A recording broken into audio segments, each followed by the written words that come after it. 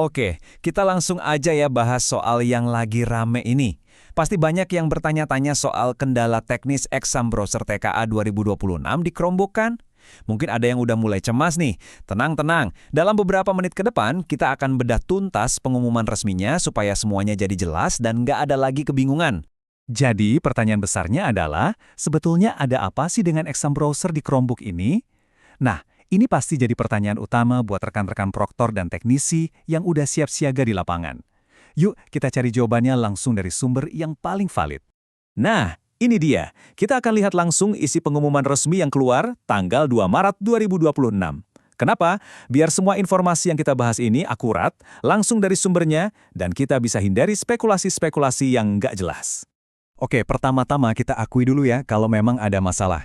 Pengumuman ini juga mengonfirmasi adanya gangguan di exam browser. Jadi kalau Anda sebagai proktor atau teknisi merasa ada kendala, itu bukan cuma perasaan Anda, itu beneran terjadi dan sudah diakui secara resmi. Sekarang kita masuk ke bagian yang paling penting, yaitu klarifikasinya. Tujuannya apa? Untuk meluruskan informasi dan menenangkan kita semua. Jadi ini bukan soal sistemnya rusak total atau gagal permanen. Jauh dari itu.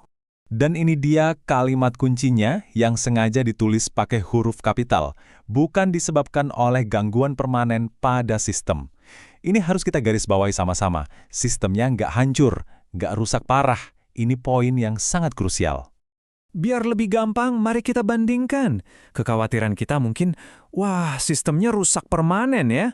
Faktanya, ini cuma kendala teknis yang sifatnya sementara. Kita mungkin juga khawatir, jangan-jangan ini kegagalan infrastruktur besar. Faktanya, masalahnya justru sudah ketemu, sudah berhasil diidentifikasi. Oke, kalau masalahnya sudah ketemu, lantas apa dong akar masalahnya? Nah, disinilah letak menariknya. Ternyata penyebabnya itu relatif sederhana dan sama sekali bukan sesuatu yang horor. Yuk kita lihat lebih dalam.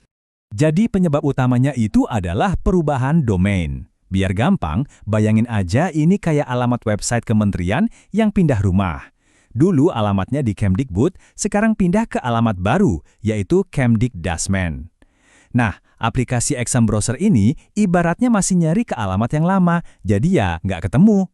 Solusinya, tinggal update aja aplikasinya dengan alamat yang baru. Sesederhana itu.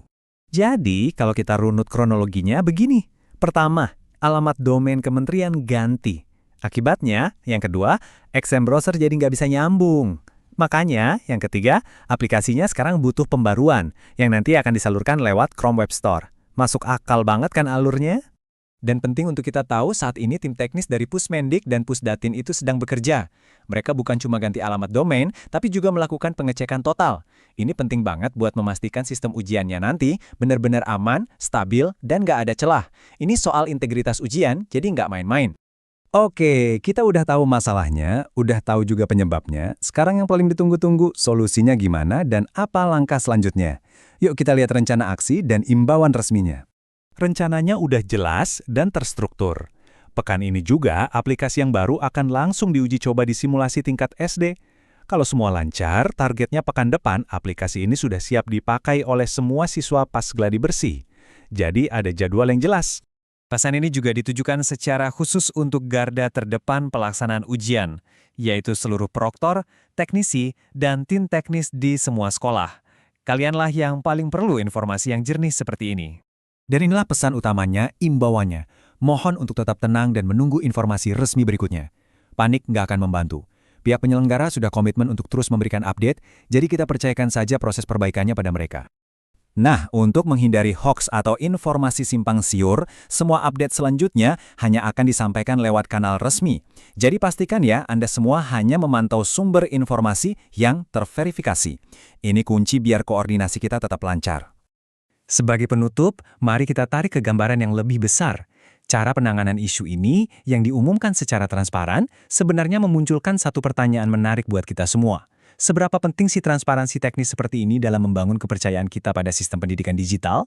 Ini jadi bahan renungan kita bersama. Udah siap buat tes kemampuan akademik atau TKA 2026?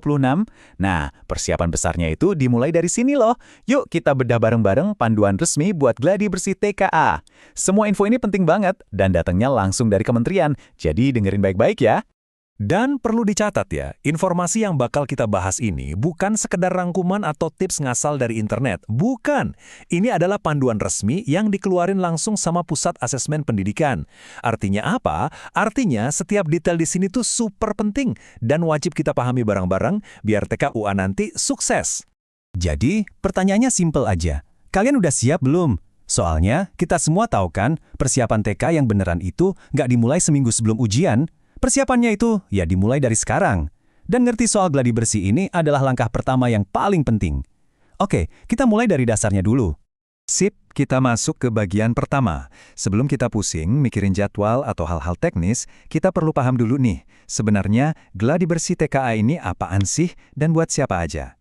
Jawabannya mungkin lebih luas dari yang kalian bayangin. Oke, poin pertama yang harus kita ingat baik-baik. Ini bukan ujian yang nilainya bakal nentuin kelulusan. Sama sekali bukan. Anggap aja ini kayak gladi resik total sebelum pementasan besar. Tujuannya itu buat nguji sistemnya, bukan siswanya. Pusat Asesmen Pendidikan pengen mastiin semuanya dari server, aplikasi, sampai prosedur di lapangan itu jalan mulus sebelum hari H. Dan lihat deh cakupannya, ini penting banget. Gladi bersih ini sifatnya wajib diikuti oleh semua satuan pendidikan yang terlibat, nggak ada pengecualian. Jadi, mau sekolah kalian jadi tuan rumah sendiri atau numpang di lokasi lain, partisipasi ini hukumnya wajib.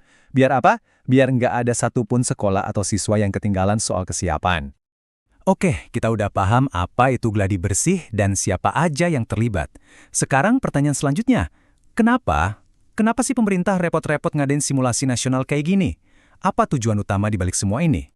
Nah, ini dia kuncinya. Jangan pernah mikir gladi bersih ini cuma buat ngecek koneksi internet. Oh, ini jauh lebih besar dari itu. Anggap aja ini kayak sesi latihan bareng-bareng buat semua orang yang terlibat. Mulai dari siswa yang mau ujian, sampai proktor dan teknisi yang kerja di belakang layar. Semuanya dapat kesempatan buat belajar dan adaptasi. Khusus buat para siswa, ini kesempatan emas banget bayangin. Kalian bisa nyobain seluruh alur ujian tanpa ada tekanan nilai sama sekali. Mulai dari coba login, masukin token, sampai ngerasain gimana sih tampilan soalnya di aplikasi. Tujuannya simple. Biar pas hari H nanti, nggak ada lagi tuh yang namanya panik gara-gara teknis. Fokus kalian tinggal satu, ngerjain soal. Nah, di sisi lain, ini juga latihan wajib buat tim di sekolah. Para proktor dan teknisi bisa latihan langsung nanganin semua prosedur dari A sampai Z. Pengawas juga jadi tahu persis apa yang mesti dilakuin. Tujuannya biar pas hari H, semua berjalan lancar jaya. Gak ada lagi tuh yang bingung-bingung atau panik. Sekarang kita masuk ke bagian yang paling ditunggu-tunggu dan paling krusial. Jadwal. Kapan semua ini bakal dilaksanain? Ayo siapin kalendernya, catat baik-baik ya. Ini dia jadwal resminya, jangan lupa dilingkari di kalender. Pelaksanaannya dibagi jadi 5 gelombang sepanjang bulan Maret 2026. Ada gelombang 1, 2, dan 3, plus 1 gelombang khusus. Nah yang menarik nih, ada gelombang tambahan di akhir bulan. Ini opsi baru yang ngasih fleksibilitas lebih buat sekolah-sekolah. Ngomong-ngomong soal pilihan, ini nyambung banget ke poin kita berikutnya yang super penting. Surat edaran ini ngasih keleluasaan yang luar biasa buat sekolah dalam milih jadwal. Dan ini dia aturan main yang paling penting buat dipahami. Jadwal gladi bersih sekolah kalian itu nggak harus sama persis dengan jadwal TKU utamanya nanti. Beneran, ini sengaja dirancang biar tiap sekolah punya ruang gerak buat nyiapin diri dengan matang sesuai sama ritme dan kesiapan masing-masing. Biar lebih kebayang, kita pakai contoh ya. Katakanlah sekolah kalian dapat jadwal TKA utamanya nanti di gelombang akhir, misalnya gelombang 4. Nah kalian tuh nggak perlu nunggu sampai deket-deket tanggal itu buat gladi bersih. Kalian bebas milih mau ikut gladi bersih di gelombang 1, 2, 3, atau bahkan di gelombang tambahan tadi. Fleksibel habis kan?